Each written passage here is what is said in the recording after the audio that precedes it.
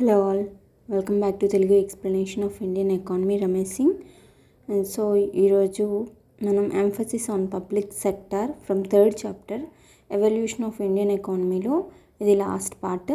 Public sector మీద ఎందుకు importance పెట్టారు, పబ్లిక్ సెక్టర్స్ డెవలప్ చేయటం మీద ఎందుకు ఇంపార్టెన్స్ పెట్టారు, సో ఎందుకు పెట్టారనే దాని మీద రకరకాల కారణాలు ఉన్నాయి. సో వాటిలో 5 పాయింట్స్ మనం ఈరోజు డిస్కస్ చేసుకుంటాం.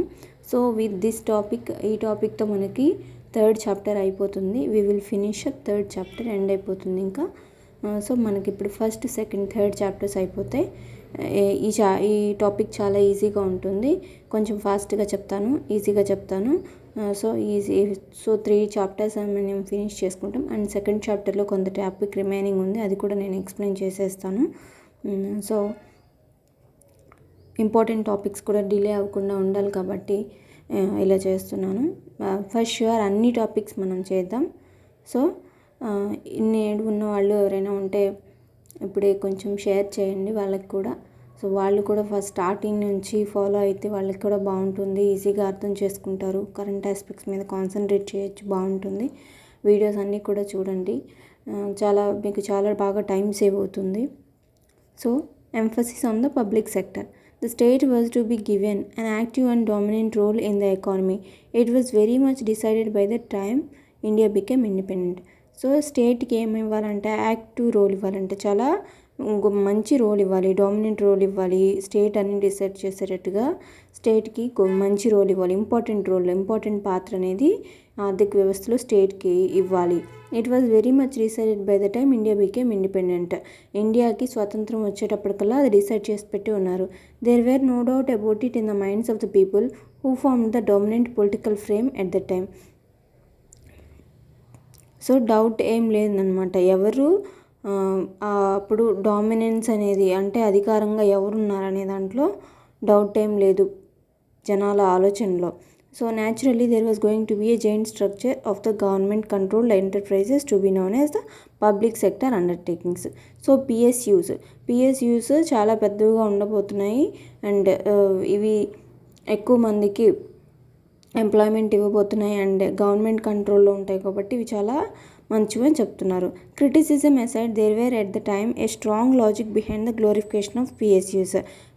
ఈ విమర్శలు పక్కన పెడితే చాలా లాజిక్ ఉంటుందన్నమాట, చాలా విషయం ఉంది పిఎస్యూస్ డెవలప్ చేయటం మీద, పబ్లిక్ సెక్టర్ అండ్ యూనిట్స్ అనేవి డెవలప్ చేయటం మీద చాలా విషయం ఉంది.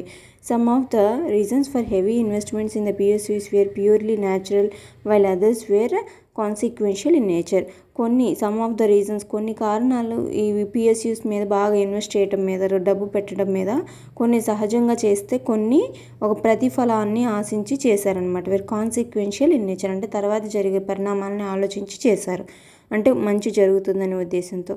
There were certain highly commendable objectives set, అంటే కొన్ని ఈ గోల్స్ మనం రీచ్ అవ్వాలి అనుకొని అవి ఆశించి చేశారు.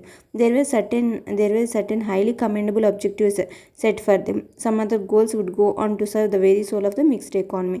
సో కొన్ని అంశాల కోసం సెట్ చేసి పెట్టారనమాట వాటిని.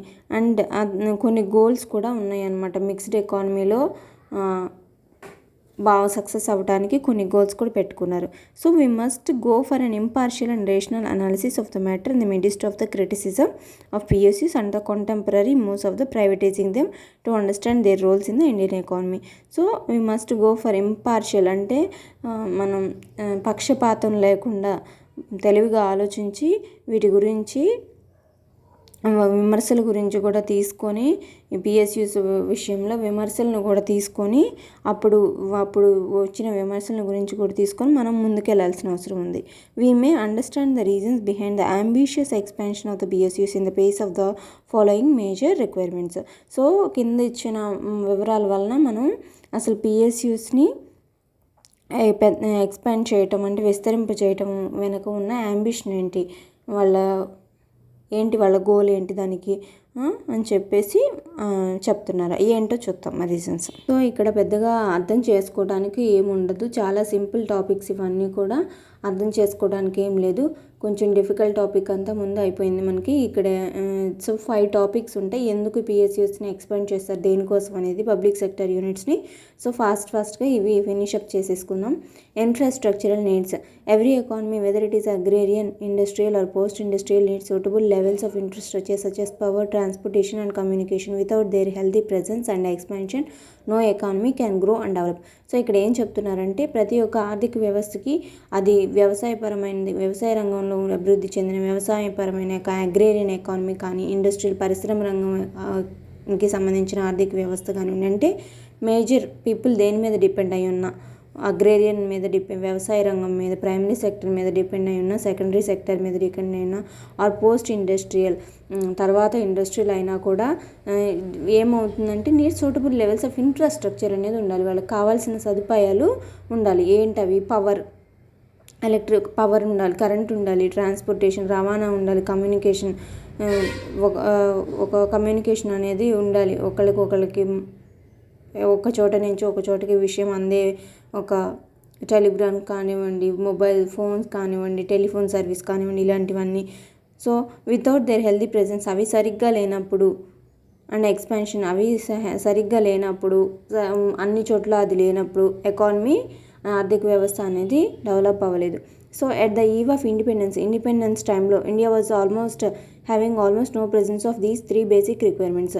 సో ఇండియాకి స్వతంత్రం వచ్చిన టైంలో ఇవి లేవన్నమాట.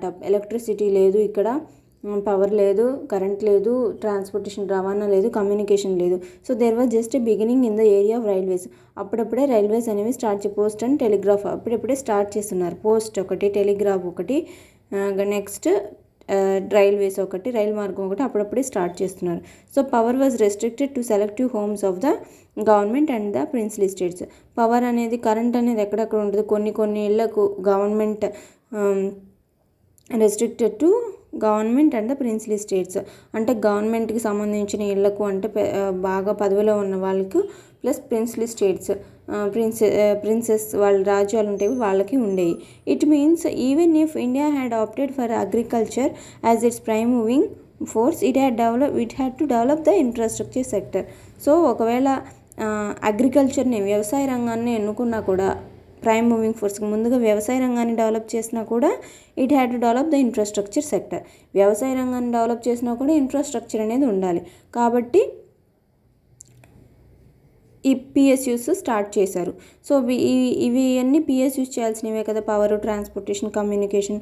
సో వ్యవసాయ రంగాన్ని ఎన్నుకున్నా కూడా ఇన్ఫ్రాస్ట్రక్చర్ అనేది ఉండాలి. These sectors require too much capital investment as heavy engineering and technological support for the development. Expansion of the infrastructure sector was considered not possible by the private sector of the time, as they could possibly not manage the following components. So ఈ సెక్టార్స్కి ఇవి develop చేయడానికి, power ఉండటానికి, అందరికీ transportation ఉండటానికి, communication ఉండటానికి చాలా capital కావాలి, అంటే చాలా పెట్టుబడి కావాలి, ఇన్వెస్ట్మెంట్ చాలా పెట్టాలి. As well as heavy engineering and technological support, చాలా ఎక్కువ మెషినరీ ఉండాలి దానికి, ఇంజనీరింగ్ అవసరాలు ఉన్నాయి, అంటే మెషినరీ చాలా మంచి ఎక్విప్మెంట్ ఉండాలి, చాలా నాలెడ్జ్ ఉండాలి దాని మీద, టెక్నాలజికల్ సపోర్ట్, టెక్నాలజీ ఇంప్రూవ్ చేసుకోవాలి దాని గురించి, వాటిని డెవలప్ చేయడానికి. So expansion of the infrastructure sector was considered not possible by the private sector. So ఇన్ఫ్రాస్ట్రక్చర్ని డెవలప్ చేయడం అనేది ఏది ప్రైవేట్ సెక్టర్ వల్ల పాసిబుల్ కాదు. వాళ్ళ of the time as they could possibly not manage ఈ కంపోనెంట్స్, కింద ఉన్న కంపోనెంట్స్ వాళ్ళు మేనేజ్ చేయలేరు కాబట్టి. సో ఇన్ఫ్రాస్ట్రక్చర్ సెక్టర్ అనేది ప్రైవేట్ సెక్టర్ మేనేజ్ చేయలేదు. వాళ్ళకి ఏమేం కావాలి, ఎందుకు మేనేజ్ చేయలేదు ప్రైవేట్ సెక్టర్? హెవీ ఇన్వెస్ట్మెంట్ పెట్టాలి, domestic as well as foreign currencies. So ఇంత ఇన్వెస్ట్మెంట్ ప్రైవేట్ పర్సన్స్ ఎక్కడి నుంచి తెచ్చిపెట్టాలి? టెక్నాలజీ ఉందా? లేదు. స్కిల్డ్ మ్యాన్ పవర్ ఉండాలి, ప్రైవేట్ పీపుల్ వాళ్ళందరికీ ట్రైనింగ్ ఇప్పించలేదు. ఎంటర్ప్రెన్యూర్షిప్, ధైర్యం ఉండాలి ముందు డబ్బు పెట్టడానికి. సో ఇవన్నీ ప్రైవేట్ పర్సనాలిటీస్ ఎవరు ముందుకు రారు చేయడానికి. కాబట్టి ఇది పిఎస్యూస్ కింద. పిఎస్యూస్ దీనికోసం మన ఇన్ఫ్రాస్ట్రక్చర్ అనేది మనకు అవసరం కాబట్టి పిఎస్యూస్ని డెవలప్ చేశారు. So even if these inputs were available to the private sector, it was not feasible for them as there was no market for such infrastructure. ఒకవేళ ఎవరైనా ధైర్యం చేసి ప్రైవేట్ పర్సన్స్ ఎవరైనా కూడా వీటికి ముందుకు వచ్చినా కూడా వీటిని డెవలప్ చేయాలి, ఇన్ఫ్రాస్ట్రక్చరల్ నీడ్స్ని ఫుల్ఫిల్ చేయాలని వాళ్ళు ముందుకు వచ్చినా కూడా, మేము పెడతాము ఈ ఇండస్ట్రీస్ మేము పెడతామని వచ్చినా కూడా వాళ్ళకి ఏమవుతుందంటే వాళ్ళు దాన్ని తీసుకొచ్చి they was no market for such infrastructure, మార్కెట్లో ఎవరు వచ్చి దాన్ని కొనుక్కోరు, సో డబ్బు లేదు. These infrastructures were essential for the economy. మన ఆర్థిక వ్యవస్థకు ఆ ఇన్ఫ్రాస్ట్రక్చర్స్ ఏమో కావాలి, but they needed either subsidised or almost free supply as the masses lack the market determining purchasing capacity. So చూడండి ఇక్కడ చెప్పారు, వీళ్ళు మార్కెట్లో తెచ్చి ప్రైవేట్ పర్సన్స్ పెట్టినా కూడా ఎవరు అమ్మటానికి దాన్ని కొనుక్కోవడానికి సిద్ధంగా లేరు. ఎందుకు సిద్ధంగా లేరంటే ఇవి మనకు అవసరమే ఆర్థిక వ్యవస్థకి, కానీ వాళ్ళకి ఏం కావాలి, సబ్సిడీ ఇచ్చిన రేట్ తగ్గించి ఇచ్చినవి కానివ్వండి, లేకపోతే ఫ్రీగా ఇస్తే మాత్రం జనాలకు కావాలి. అలా ఎందుకు వాళ్ళకి అలా కావాలంటే వాళ్ళకి మార్కెట్ ఇచ్చిన రేట్కి కొనే శక్తి లేదు, వాళ్ళకి ఆ పర్చేసింగ్ కెపాసిటీ, కొనుగోలు శక్తి అనేది లేదు. Under these typical conditions it was only the government which could have shoulder the responsibility. So ఈ సిచ్యుయేషన్లో, ఇలాంటి పరిస్థితుల్లో గవర్నమెంట్ మాత్రమే ఈ బాధ్యతని భుజం మీద పెట్టుకోగలదు, ఇది ముందుకు నడిపించగలిగింది గవర్నమెంట్ మాత్రమే. The government could have managed not only the inputs required for the development of the sector but could also supply and distribute them to the needy areas and consumers for the proper growth of the economy. Government ఏం చేయగలదు, దీనికి కావాల్సిన input అంటే కావాల్సిన ఖర్చు పెట్టడమే కాకుండా develop చేయడానికి సెక్టర్స్ అన్ని, ఇన్ఫ్రాస్ట్రక్చర్ సెక్టర్స్ అన్ని డెవలప్ చేయడానికి ఖర్చు పెట్టడమే కాకుండా వాటిని ఏం చేయగలదు, అందరికీ అవసరం ఉన్న దగ్గరల్లా కూడా సప్లై చేయగలదు, పంపిణీ చేయగలదు. And the consumers for the proper growth of the economy, మన ఆర్థిక వ్యవస్థ మెరుగుపడటానికి అందరికీ సమానంగా సప్లై చేయగలదు. There were no alternatives and that is why the infrastructure sector India has a such dominant state presence that areas have obvious government monopolies as power, railways, aviation, telecommunication and etcetera. So there was alternative అనేది లేదనమాట. ఈ infrastructure industries విషయంలో ఖచ్చితంగా గవర్నమెంటే డామినెంట్గా ఉండాలి, ఈ విషయంలో మాత్రం వాళ్ళే వీటిని నడపాలి. సో ఇక్కడ మనకి ఆబ్వియస్గా చాయిస్ ఏం లేదు, స్పష్టంగా మనకు తెలుస్తుంది ఏంటంటే ఇంకా వేరే చాయిస్ లేదు, వీళ్ళు గవర్నమెంట్ మాత్రమే వాళ్ళ మాట మాత్రమే వినాల్సిందే ఈ విషయంలో. సో రైల్వేస్, ఏవియేషన్ ఒకటి, విమానాశ్రయం ఒకటి, నెక్స్ట్ టెలికమ్యూనికేషన్స్ ఒకటి, ఇవన్నీ కూడా ఎప్పుడు గవర్నమెంట్ హ్యాండ్ ఓవర్లోనే ఉంటాయి.